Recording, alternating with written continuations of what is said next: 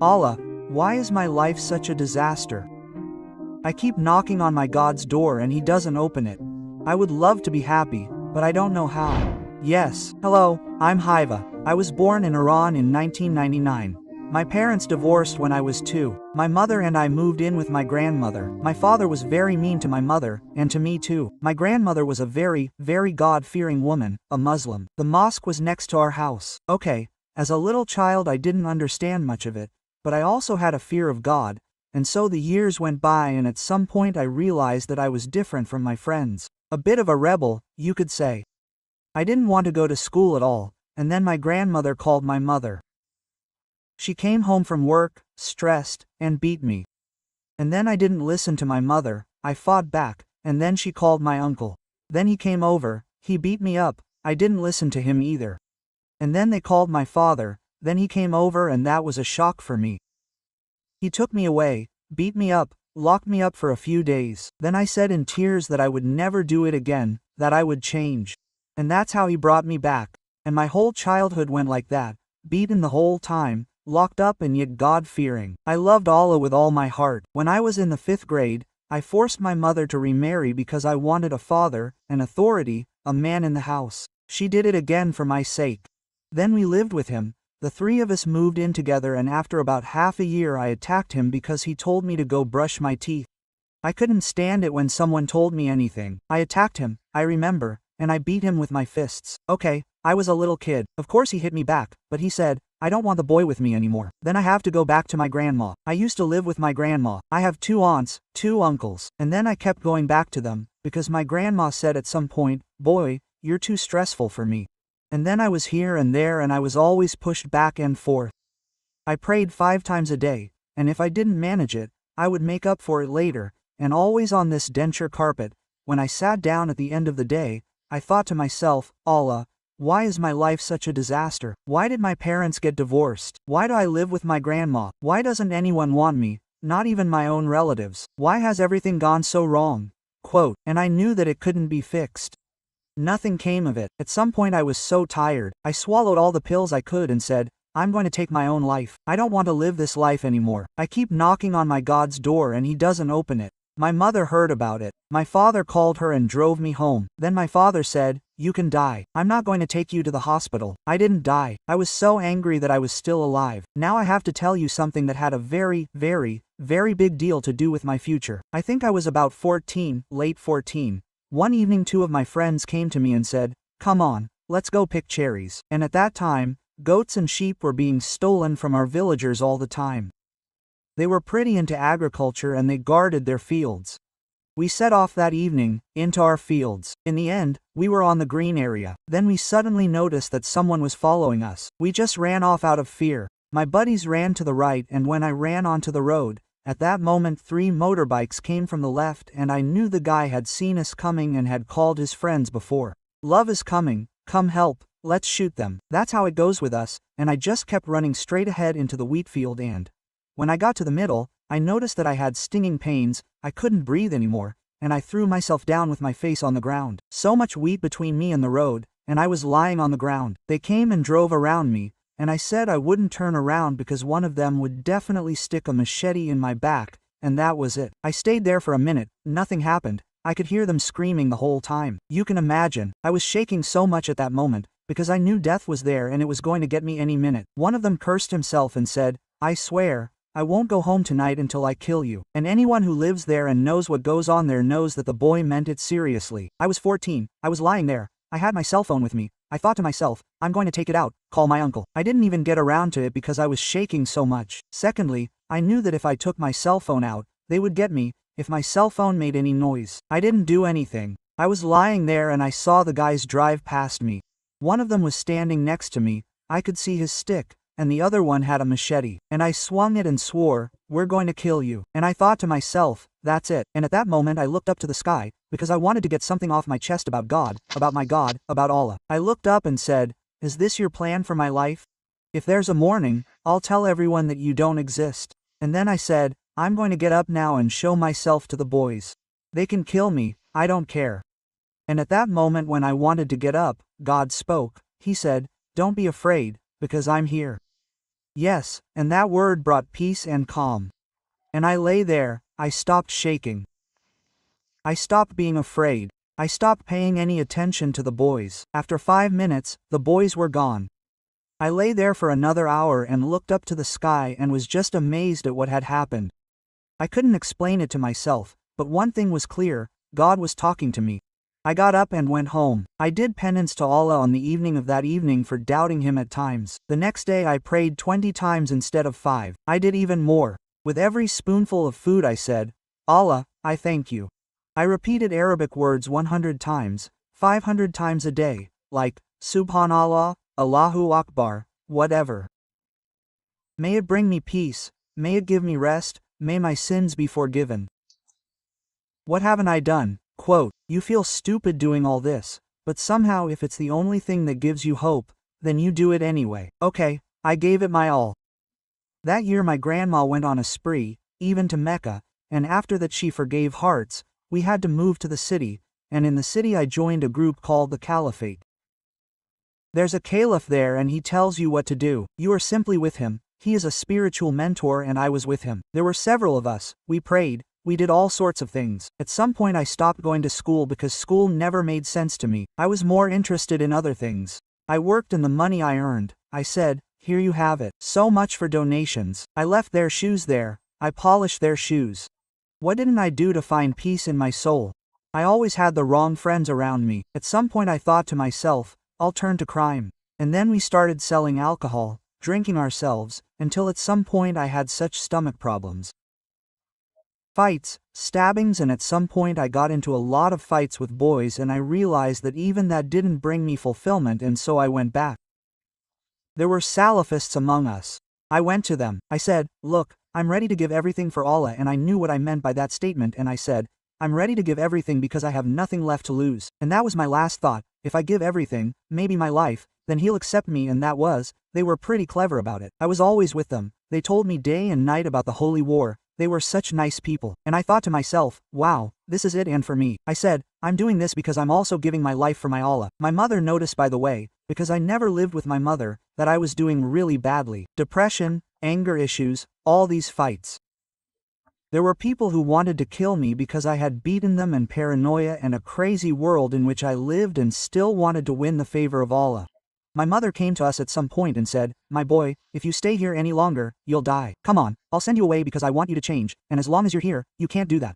Quote, it wasn't clear to us where I should go. Germany, Denmark, the main thing was to get away for now. We had friends in Germany who got in touch and said, come on, send him to us, we'll take him in. My mother spent quite a bit of money back then. That was in 2015. I came to Germany, it took me a month. I was here and the friends of ours who wanted to take me in simply didn't come. I actually wanted to go to northern Germany, but then another friend got in touch and said, come on, go to Stuttgart. I couldn't speak any German, nothing. I was in the shelter there for 2 months, and I have to introduce myself. I met people there. I started selling drugs here. In Iran, it was only alcohol. Here, there were even more opportunities to sin, to really let loose in life, and for a boy like me, this was paradise. After 2 months, through contacts, a German EPA said, we'll take HIV in.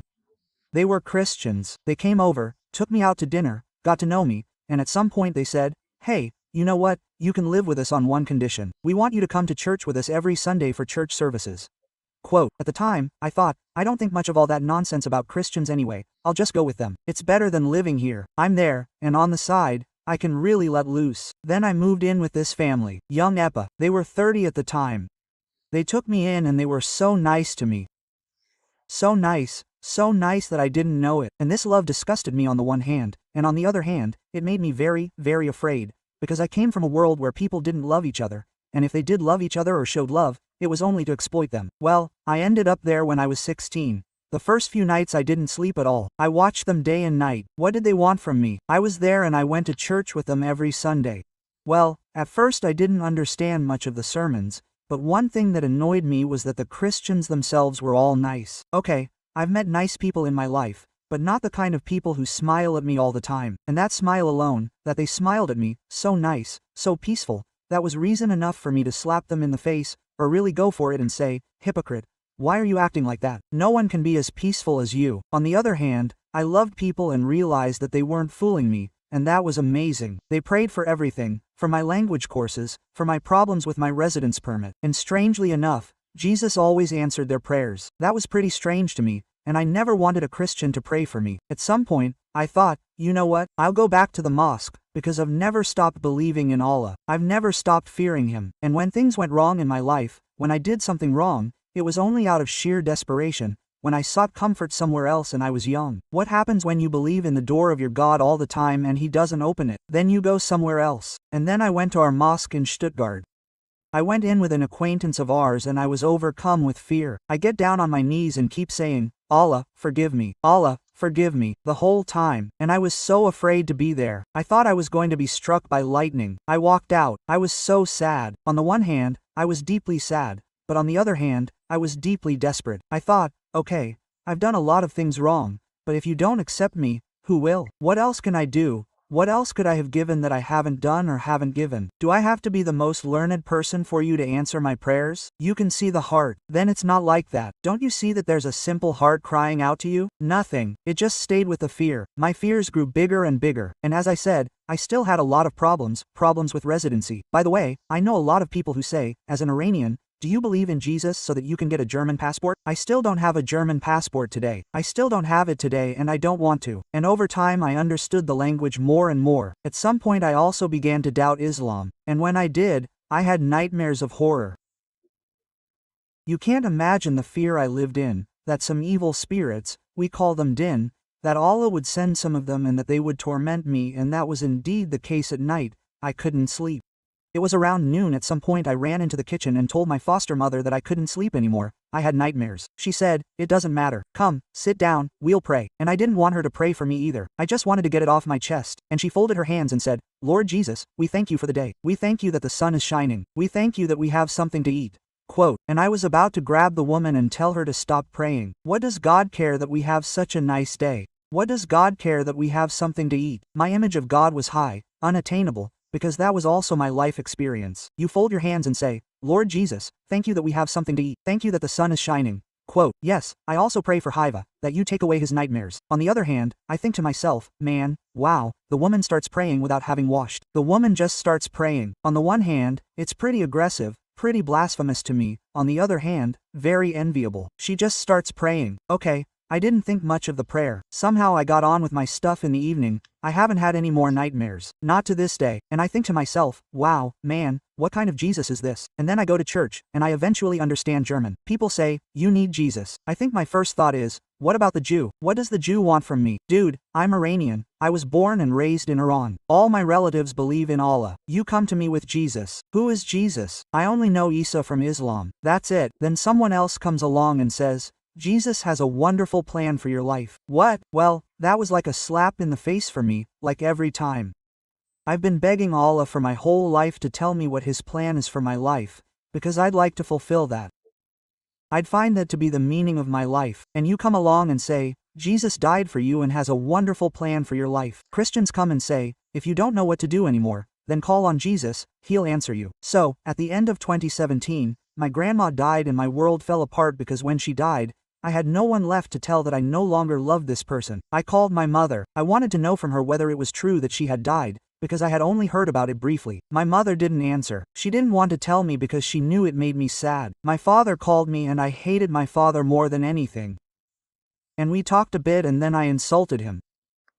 I didn't wait for him to insult me and then I insulted him.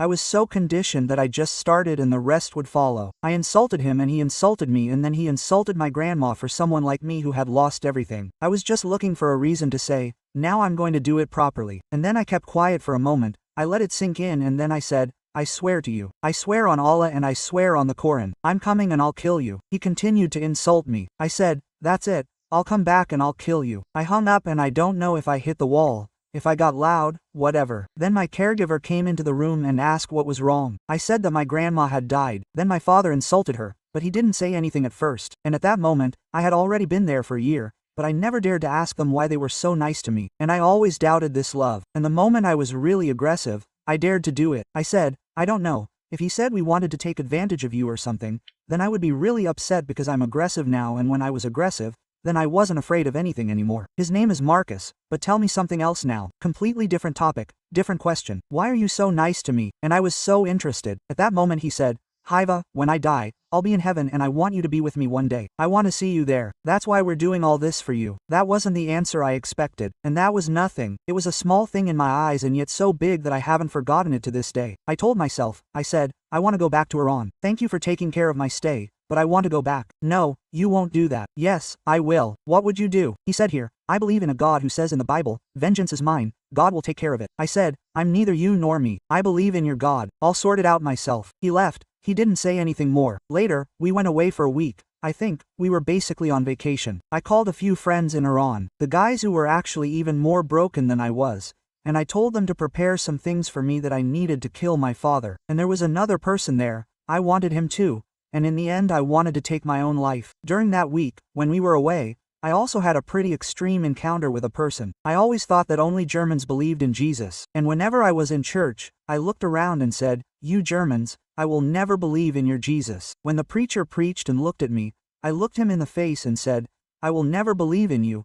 I always saw Jesus with such hatred in the church. I was there, we were in Memmingen, and I actually met a Kuran there, because all the Iranians, all the Chads, all the foreigners I knew at the time who believed in Jesus, they only did it so that they could stay in Germany. And then I met one of them, he was about 35, we talked back and forth about our origins, all sorts of things. At the end, before he wanted to leave, he shook my hand, squeezed it really tightly and said, Hiva, Jesus sets you free. That hit me so hard, it was 7 years ago now. I haven't forgotten it to this day.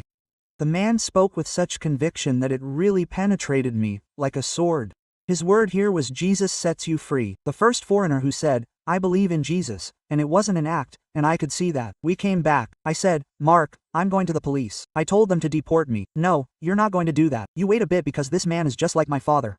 Quote, I never really objected to him. 3 days later he came back and said, I've signed you up for a Christian camp. You're going there. Quote. I said, well, you must be crazy if you let me loose on the people there, because you know how I tick up there, and if I go there and someone just gives me the wrong look, then I'll go after him. And that was when I decided, okay, I'm going there, but after that, I'm flying back without talking to my foster father. I only went because of his wishes. That was probably at the end of 1917, beginning of 1918.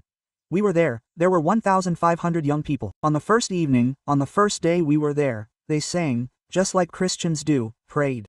One of them preached about Jesus, the love of God, and I started talking about it on the second day, and on the evening of the second day, they sang, we stood there, I had a book in my hand, and I know all these songs, because, as I said, they were singing over and over again. I thought to myself, okay, come on, I'll sing. So I tried to sing. I couldn't open my lips anymore. I don't know what was wrong with me. Then I somehow wanted to hum along in my heart. I couldn't do that either. And whenever I couldn't do something, I got really aggressive because I couldn't do what I wanted to do. And unfortunately, my parents never taught me to talk. So I always hit people and thought to myself, why can't I sing? Am I what? What's wrong with me? And at that moment I became more and more aggressive, and then I heard a voice saying, you don't belong here anyway. Why do you want to sing? Quote, and that was so shocking to me. I knew Jesus was there. I had never believed in Jesus, but because Christians had prayed for me again and again, because my prayers had been answered so many times, it wasn't always big things, but in truth they had an effect. I no longer doubted his existence. 4 months before, I had prayed in Stuttgart.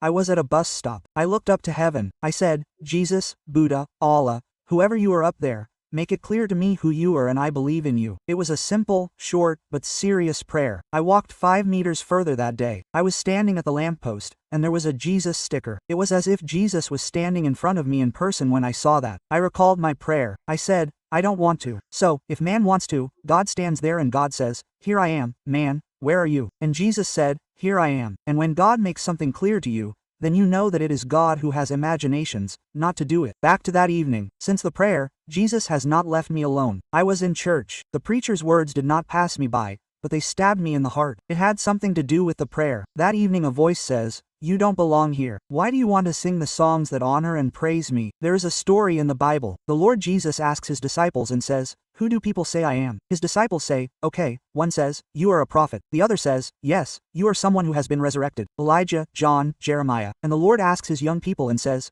who do you say I am? That evening, it seemed to me as if I was constantly in this circle. He asks me here, what do you say these 1,500 young people think of me? He thought to myself, they say you are Christ, they believe in you. Christians have told me over and over again, hey, God will confront you with a decision at some point. At that moment, I knew that today was the day. This Bible passage came to life. This Bible passage was as if written for me. This question was as if addressed to me. Who do you say I am? Cool. Now you can act cool and say, such a proud Muslim. I was, of course. You are the Isa from Islam. I knew that such nonsense would not solve the matter. I knew that my future depended on my answer. Not, you are a great person, Jesus, or just a prophet. No, I wanted to escape this question. At that moment, I wanted to run away, and I asked myself the question, if you run away, where would you go? Where are you running to?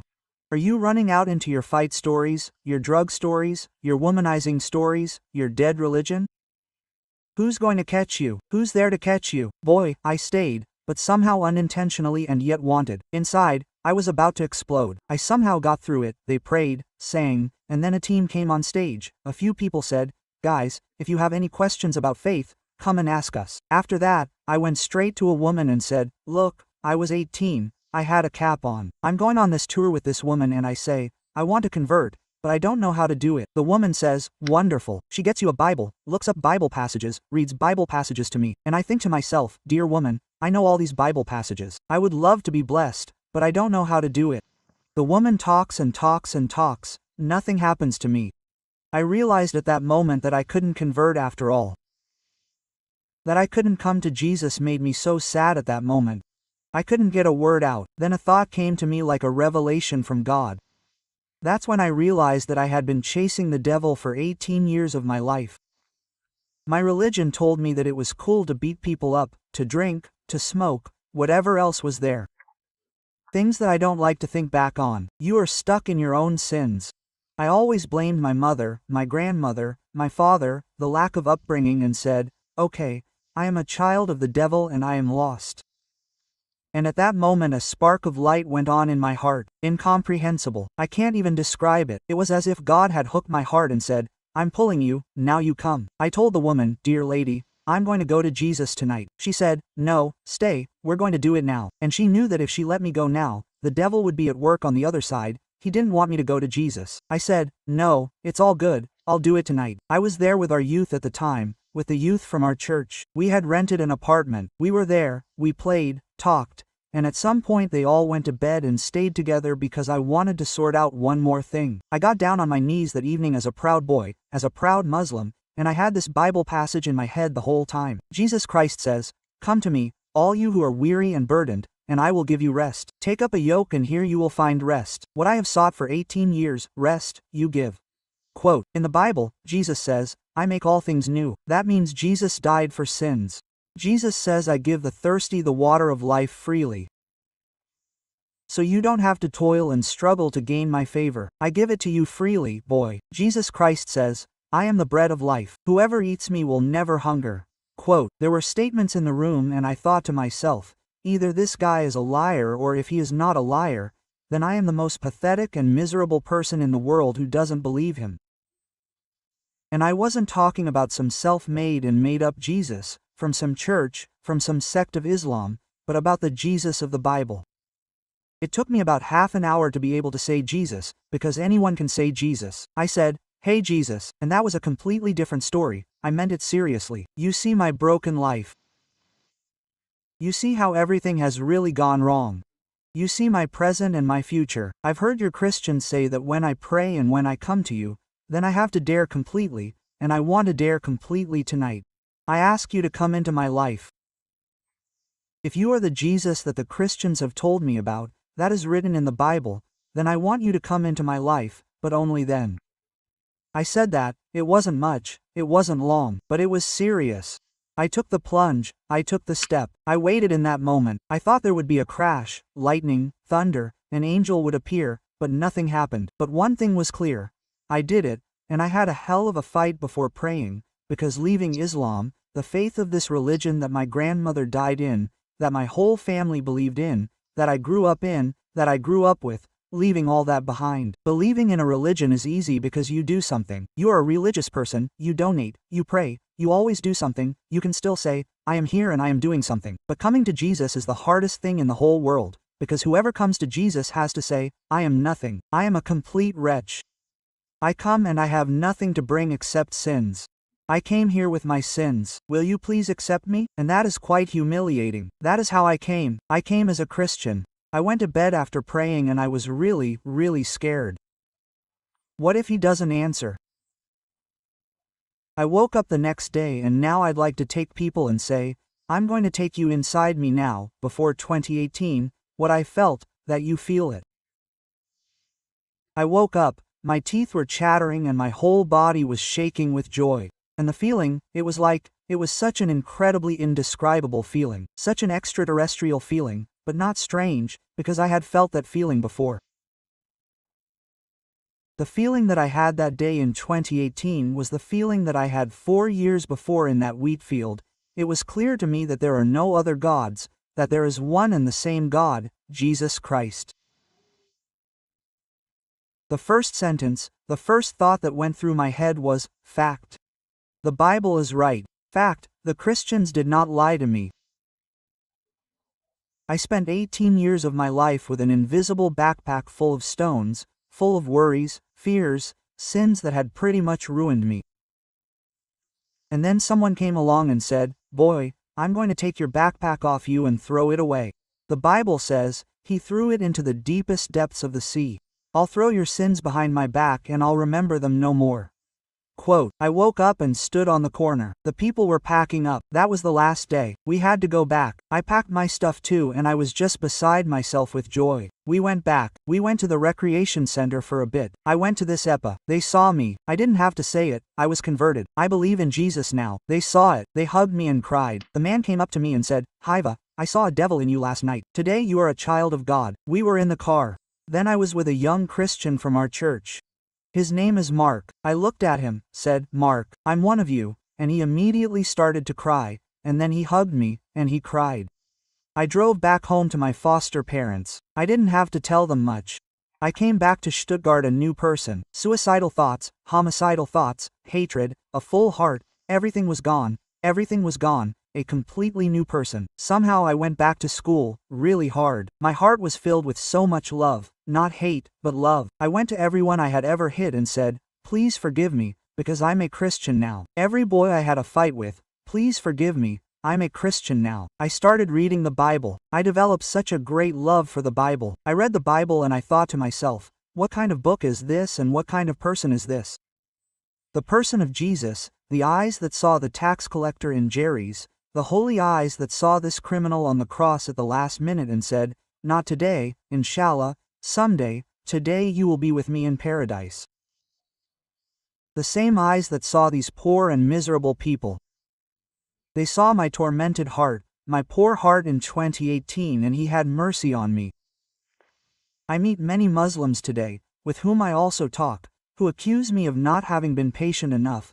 Otherwise Allah would have answered me at some point. They talk about slobber, which means patience. What I find so shocking is, I have knocked on Allah's door for 8, 9, 10 years and Allah has not opened the door for me, and I knocked on the door of my God, this Lord of the Bible, just once, and Jesus opened the door for me and said, here I am, boy, I will receive you.